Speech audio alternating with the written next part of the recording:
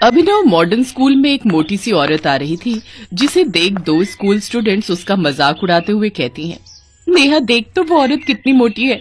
इसको देखकर तो ऐसा लग रहा है जैसे कोई हाथी चला रहा हो। इसीलिए तुझे कहती हूँ तू भी कम खाया कर, नहीं तो इसकी तरह बन जाएगी टुनटुन।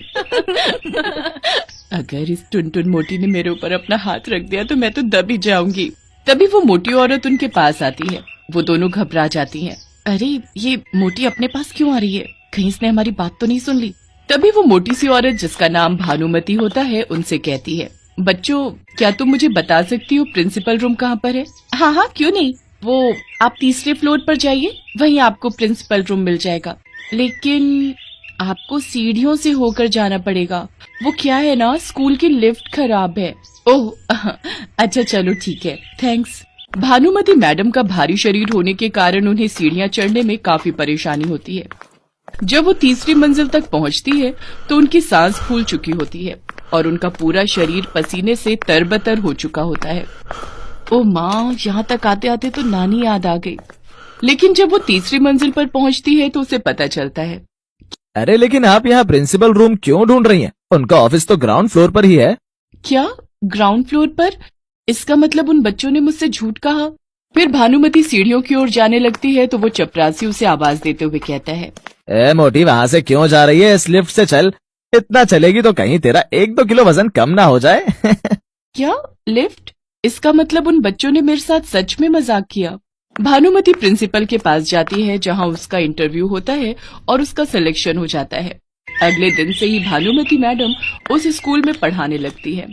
जब वो क्लास में आती है तो रिचा और नेहा उन्हें देखकर हैरान रह जाती है। तभी भानुमति क्लास के बच्चों से कहती है, गुड मॉर्निंग स्टूडेंट्स, मैं आपकी नई क्लास टीचर हूँ और आज से मैं आपको पढ़ाऊंगी। तो ये टुनटुन हमारी नई टीचर है? ले अब तो गए बेटा रिचा। अब ये मोटी अपनी कल की खुंदक अच्छे से हमसे निकालेगी। 3 मंजिल ऊपर भेजकर जो हमने इसका हाल बेहाल किया था ना, उसे ये भूली नहीं होगी। अरे तू घबरा मत रे, कुछ नहीं होगा ऐसा। लेकिन सचमुच में भानुमति ऐसा कुछ भी नहीं करती, बल्कि वो तो उन दोनों से बहुत ही प्यार से पेश आती है। दरअसल भानुमति का स्वभाव भी कुछ ऐसा था। उसे बच्चों से बहुत लगाव था, क्योंकि शादी को 10 साल बीतने के बाद भी वो अपने भारी वजन के कारण माँ बनने के सुख से वंचित थी। भानुमति को उस स्कूल में पढ़ाते हुए कुछ दिन बीत जाते हैं, लेकिन उसके मोटे शरीर को देख कोई भी उसे पसंद नहीं करता था और सब बच्चे उसका मजाक उड़ाते थे। एक रोज जब वो अपनी क्लास के बच्चों को पढ़ा रही थी, चलो बच्चों अब सब मुझे कविता सुनाएंगे। मैंने कल कहा था ना याद करके आने को। रिचा तुम सुनाओ। जी मैडम, जरा ध्यान से सुनिएगा, आपको शायद बहुत पसंद आएगी। एक मोटा हाथी झूम के चला, मकड़ी के जाल में जाके वो फंसा।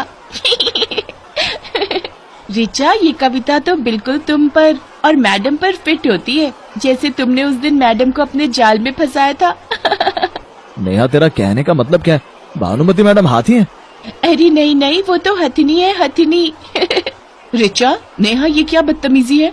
भानुमति नेहा और रिचा की सीट के पास आ रही होती है कि तभी एक बच्चा टांग अड़ा देता है, जिससे भानुमति अपने भारी शरीर के कारण पेट के बल नीचे गिर जाती है।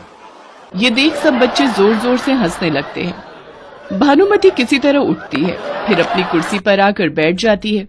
सब बच्चे जोर जोर से हंसकर उसका मजाक उड़ा रहे होते हैं कि तभी अचानक शॉर्ट सर्किट होने की वजह से क्लास में आग लग जाती है। सब बच्चे घबरा जाते हैं। फिर भानुमति जल्दी जल्दी सभी बच्चों को क्लास से बाहर निकालती है, लेकिन आखिर में वो खुद वहीं फंस जाती है और दम घुटने के कारण बेहोश हो जाती है। कुछ देर बाद जब उसे होश आता है तो वो स्कूल के मेडिकल रूम में होती है और उसकी क्लास के सब बच्चे हाथ जोड़कर आंखों में आंसू लिए उसके सामने खड़े होकर रो रहे होते हैं।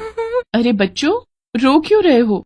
मैडम, हमें माफ कर दो, हमने आपके साथ कितना बुरा किया, लेकिन आज आपने अपनी जान की परवाह न करते हुए हमारी जान बचाई।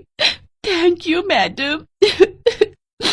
कोई बात नहीं बेटा, मैंने तुम सबको माफ किया। चलो अब रोना धोना बंद करो। तुम्हारी मैडम इतनी कमजोर नहीं कि इतनी जल्दी हिल जाए। वो क्या कहते हो तुम लोग मुझे, मिस टुनटुन? तो तुम्हारी टुनटुन मैडम का तो पहाड़ भी कुछ नहीं बिगाड़ सकता।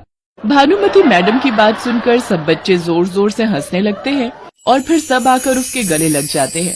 भानुमति भी बच्चों से प्यार और इज्जत पाकर बहुत